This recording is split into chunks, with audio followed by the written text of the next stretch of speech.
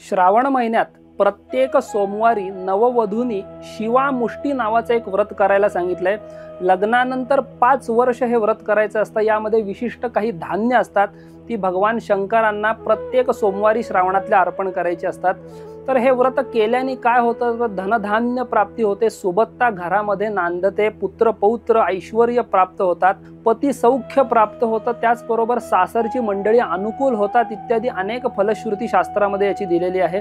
तर नववधूंनी हे जरूर करावं। यामध्ये प्रामुख्याने तांदूळ, तीळ, गहू, सातू आणि मूग ही जी 5 धान्य आहेत ही प्रत्येक सोमवारी भगवान शंकरांना अर्पण करतात।